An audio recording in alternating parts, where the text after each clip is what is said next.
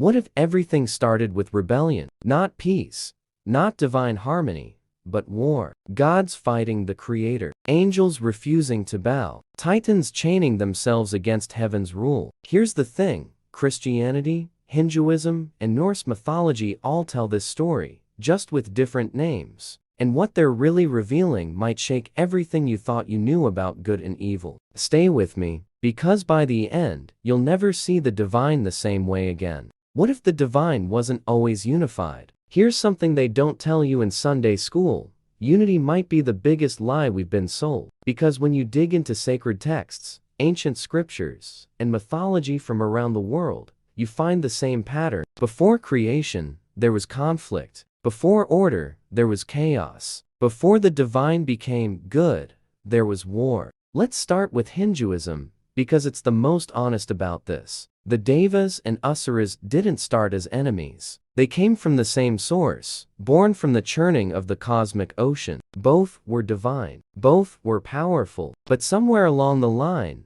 they split. The Devas became gods of light. The Asuras became demons of darkness. But here's what's wild. The oldest Vedic texts don't paint the Asuras as evil. They were just the other side. The necessary opposition. The shadow that makes light visible. Now jump to Norse mythology. Before Odin, before Thor, before any of the gods we know, there were the Jotnar, the giants. And they weren't monsters. They were primordial forces, ancient and powerful. When the Aesir gods rose to power, what did they do? They killed Ymir, the first giant, and literally built the world from his corpse. Creation through violence, order through destruction. The giants didn't disappear. They just got rebranded as enemies. But without them, there would be no world, no gods, no story. Christianity tells a cleaner version, but it's the same theme. Lucifer, the light bearer, the most beautiful angel, rebels against God. 1/3 of heaven's angels follow him. They fall. They become demons. But why? What did Lucifer see that made him say no? The Book of Enoch, removed from the Bible, tells us about the Watchers, angels who came to earth, taught humans forbidden knowledge, and were punished for it. Punished for sharing wisdom, for breaking the rules, for questioning authority. See the pattern? In every tradition, creation required conflict, unity required division, and the ones who lost the war got erased from the official story. But their energy? Still here, still part of the equation, still necessary. Close your eyes for a second and ask yourself, what if the rebels weren't wrong? What if they were just the other half of truth? How did yesterday's gods become today's demons? Let me tell you something that'll mess with your head. Your demons used to be someone else's gods. That's not metaphor. That's history. The beings we call evil today were once worshipped, respected, even loved. So what changed? Simple. The winners wrote the story. In Norse mythology, Loki is painted as the ultimate villain, the trickster, the betrayer, Ragnarok's architect. But read the old sagas carefully and you'll notice something. He is also the problem solver. When the gods are stuck, who do they turn to? Loki. When they need something impossible done, who figures it out? Loki. He's chaos, yes, but he's also innovation. He's disruption. He forces evolution. Without Loki, the gods would stagnate. They'd never grow. But because he doesn't play by the rules, he's labeled dangerous. Now look at Christianity's fallen angels. These beings were created perfect, made by a perfect God. So how did they fall? Some theologians say pride, others say free will, but there's another angle nobody talks about: knowledge. The Watchers taught humans metallurgy, astrology, magic,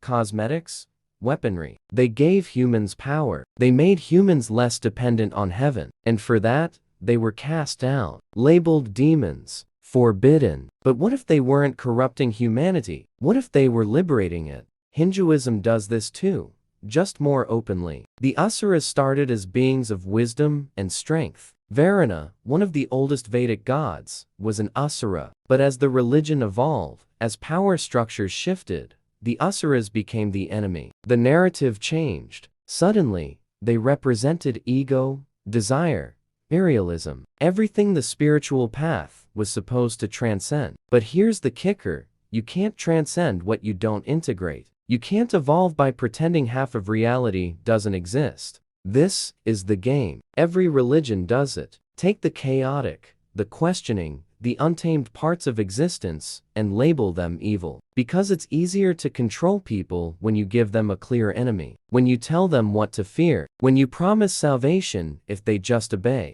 But rebellion isn't always destruction. Sometimes it's the only path to truth. Sometimes the ones who question are the ones who see clearly. Take a breath. Because we're about to go even deeper. Why does every faith need a villain to function? I'm going to ask you something uncomfortable. What if God needed an enemy? Not because of weakness, but because of design. Because if everything is light, if everything is perfect, if everything is harmonious, how do you create meaning? How do you define good without evil? How do you give people purpose without opposition? You create the shadow. You build the conflict into the system. Christianity makes this obvious. God gives humanity free will, the freedom to choose. But to choose what? Between obedience and rebellion, heaven and hell, God and Satan. But if God is all-knowing, He knew Lucifer would fall. He knew humans would sin. He knew suffering would enter the world. So why allow it? Some say it's a test. Others say evil must exist for good to have meaning. But the deeper truth might be this. Duality wasn't a mistake. It was the blueprint. Norse cosmology doesn't hide this at all. Ragnarok, the end of everything, isn't a failure. It's a feature. The gods will die. The world will burn. But then it'll be reborn. Chaos and order aren't enemies. They're dance partners. They take turns leading. There's no final victory. No eternal peace. Just endless cycles of creation and destruction. And both are sacred. Hinduism teaches the same thing through different language. Maya, the illusion, shows us that the reality we perceive is constructed. Brahma creates, Vishnu preserves, Shiva destroys. But they're all the same consciousness wearing different masks. Good and bad aren't moral categories. They're energetic poles. And you need both for existence to happen. So here's what's really going on. These ancient traditions understood that duality is essential. But over time, religious institutions weaponized it. They turned the shadow into sin. They turned questioning into heresy. They turned complexity into fear. Because a population that fears hell will obey. A population that believes in absolute evil will submit to authority. Control through division. Power through fear.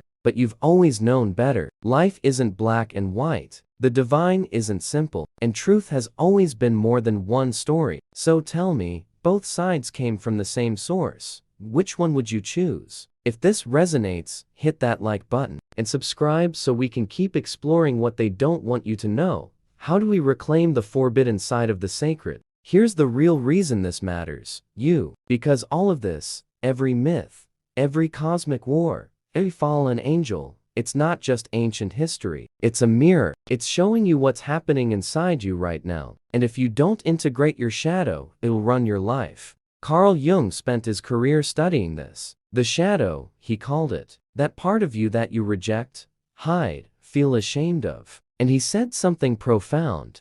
What you don't face becomes your fate. The internal demons you ignore become self-sabotage, addiction, oppressed rage, paralyzing fear. And religion, instead of teaching you to integrate this, taught you to repress it, to fear it, to believe you're broken for feeling certain things. But look at what the ancient traditions actually taught. In Hinduism, Kali isn't evil. She's transformation. She destroys what needs to die so new life can emerge. In Christian mysticism, some saint said, knowing your demons is knowing yourself. In Norse mythology, Loki forces the gods to evolve. Without him, they'd never change. They'd never grow. The real war was never in heaven. It was never between gods and rebels. It was always internal, between the part of you that wants to conform and the part that wants to break free. Between who they told you to be and who you actually are. And as long as you think you need to be only light,